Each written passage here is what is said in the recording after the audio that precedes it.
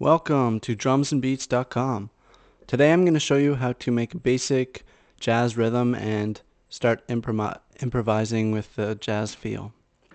Okay, to begin with, I have loaded a full jazz kit in Maschine. It's one of the factory kits. And I'm going to start out by um, finding the tempo. So before I do that though, there is key elements to a jazz rhythm. First of all, it's swing. So instead of being right on the note like doon cha doon cha like a rock beat, it's gonna be like doon cha da da da da da da da da da da like triplets. And those are called triplets: one and a, two and a, three and a, four and a. There's three notes per beat, hence the name. And the notes usually fall on the one and the to make that swing kind of galloping feel, like da da da da da da da da da. And the typical jazz rhythm on the cymbal or wherever is this.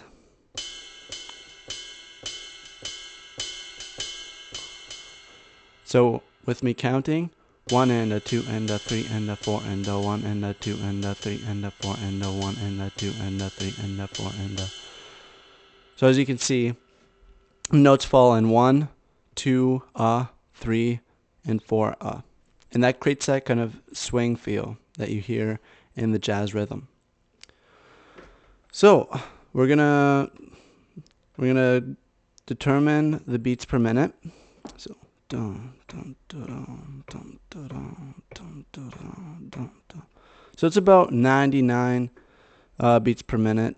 It's a good tempo, pretty steady. It can be slower or faster depending on what you want in your song or your rhythm. And usually I just keep the pattern length at 1 bar, but we can adjust it later to 2 bars or 4 bars if we want more variations when we add the bass drum or snare drum or other sounds around the drum kit. Okay, we're going to start recording. Shift record counts us in 4 beats.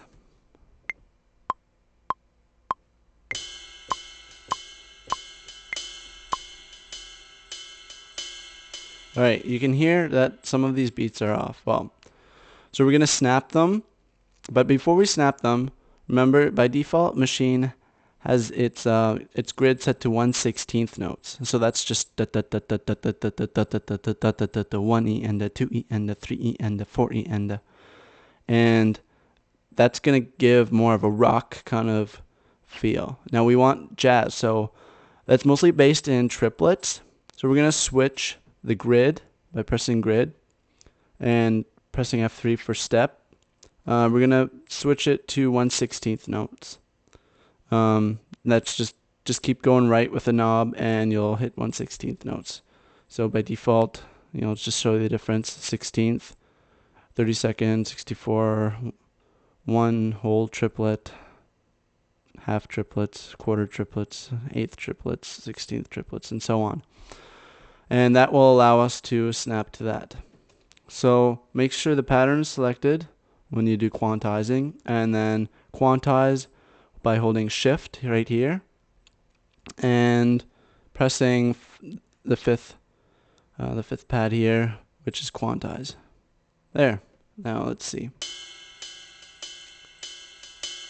That's better. So that gives us that swing feel. Now we're going to add some more elements to this because it's quite simple right now. So we're going to duplicate this pattern by holding pattern, duplicate, keep holding those two, pressing on that pattern and clicking on an empty pattern. So same thing, just copies it over. Now I'm probably going to add some hi-hat here. Usually these hi-hats in typical jazz are on beats 2 and 4, but of course there are millions of exceptions, and you can put them anywhere you want to give that improv jazz feel. So it's gonna play around here. So I'll just show you the typical sound, then I might skew it a bit just to make it interesting. 1 again. 1 and a 2 and a 3 and a 4 and a 1 and a 2 and a 3 and a 4 and a 1 and a 2 and a 3 and a 4 and a 1 and a 2. So I'm going to record that, and I might add a few more to that. 1 and a 2 and a 3 and a 4 and a... Perfect. And then you just deselect record and play. And then I usually just do shift quantize, shift 5, and the quantize that.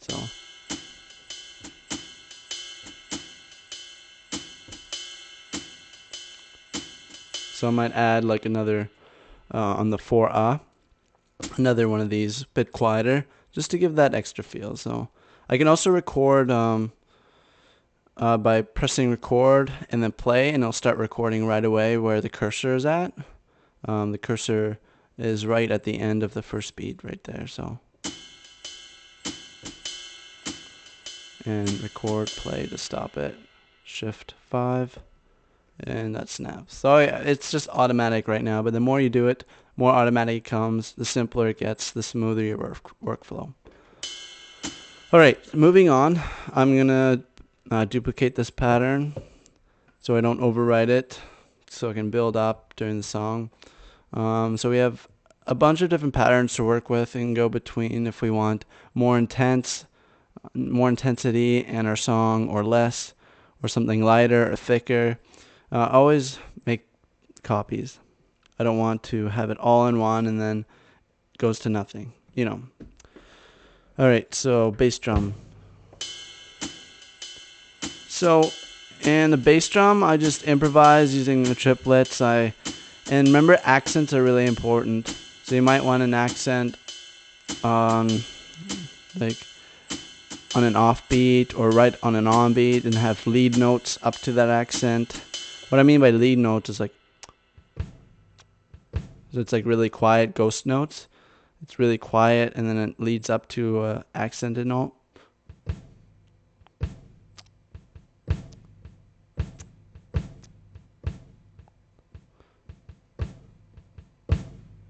So kind of like that. So let's just try and see what we can come up with here.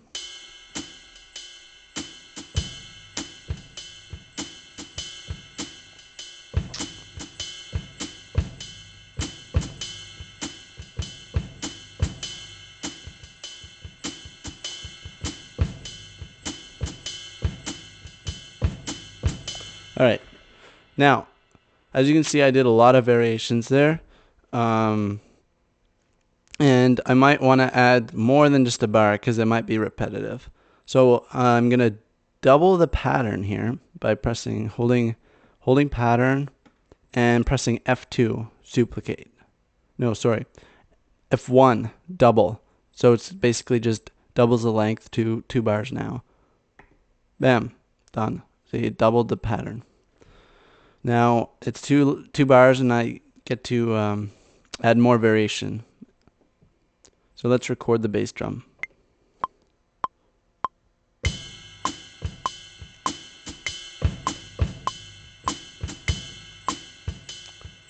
Quantize. And I heard one note was off already.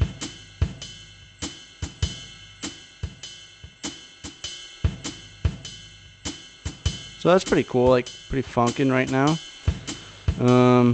Now we're gonna add some snare, but I'm gonna of course duplicate it so we have more to work with later.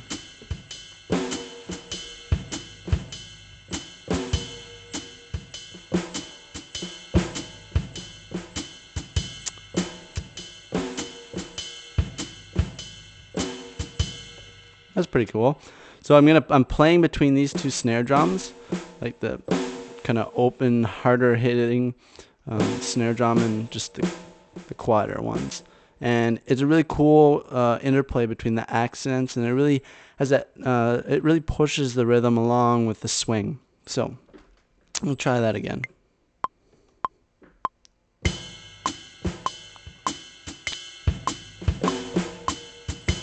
So I did a little mess up there. Don't really like that rhythm. So there's a way to delete individual notes if you don't like them. And to do that, you hold shift and press and tap the first pad, which is undo. Now undo does the last recorded note. So you have to press it as many times as you pressed the pad to create notes. So when I press that, it does that one. And you can see them disappear one by one. There we go. So I got rid of all the snare ones. And I'm going to record again. Now there's another way to do it if you want to record on top without deleting everything. While you're recording, you just hold erase record, and you can record on top of that, and it erases it while it goes along. I prefer starting from a clear slate again. It's just easier. And a third way to do it, of course, even faster, is duplicating the last copied pattern. And that will just overwrite it, and you can start from a clean slate again from the last pattern. All right, let's try that again.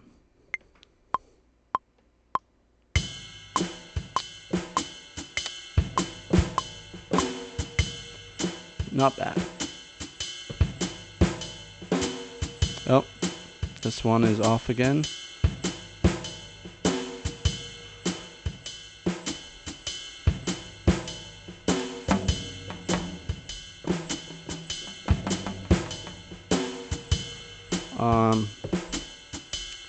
Now let's say we want a little fill in there.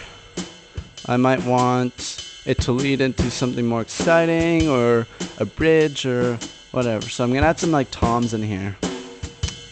And I usually use my like index fingers here. You can just watch.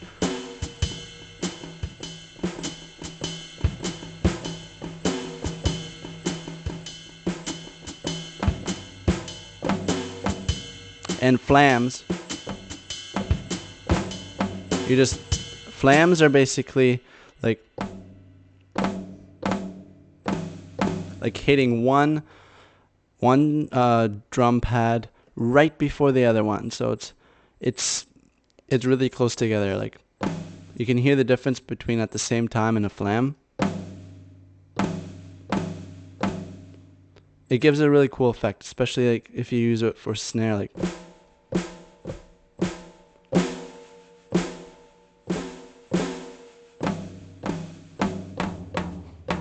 Kind of like that.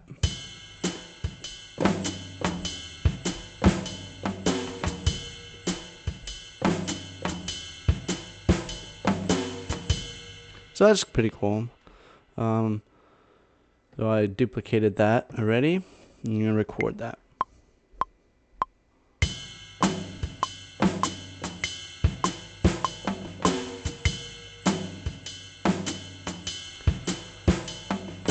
All right. And as you can see, the flams here are even finer, close together than the grid itself. So what you might want to do is adjust the grid accordingly. Maybe you want 30-second notes. Ideally, it'd be 64th notes, and then quantize to that. As you can see, this one kind of went off. And then put it, and when you've quantized it, put it back to 16th notes and see if they're right on. These are a bit off, but you might want to keep the human feel to it and not quantize it. That's up to you.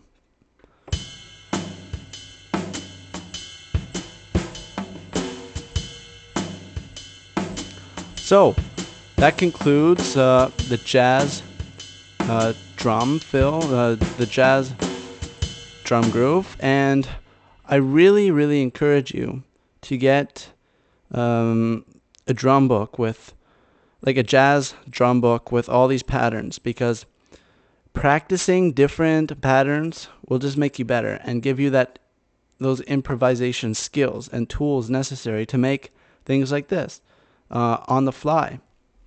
So as a drummer, of course, you learn those skills on the way, but not all Maschine users have practiced drums, live drums on the kit. If you have, you're fortunate, because you can make beats right away, and you know what I'm talking about. But if you haven't, then getting training in that would be great, or picking up a drum book and learning how to read the rhythm. I'll show you in my later lessons in my rhythm training course how to do all that for Maschine users. But right now, I would definitely get some of those books and learn. And also, very importantly, is to listen to jazz music. If you want to make better jazz rhythms, listen to the drummers and really absorb what they're doing, and listen for the individual sounds, and you'll get ideas and inspirations for your Maschine drum beats. And of course, the better the music you listen to, the better the ideas that will come out of your mind and onto the Maschine pad. So I hope that has been help for you, and if you have any questions, contact me, and stay tuned for future tutorials. Thank you.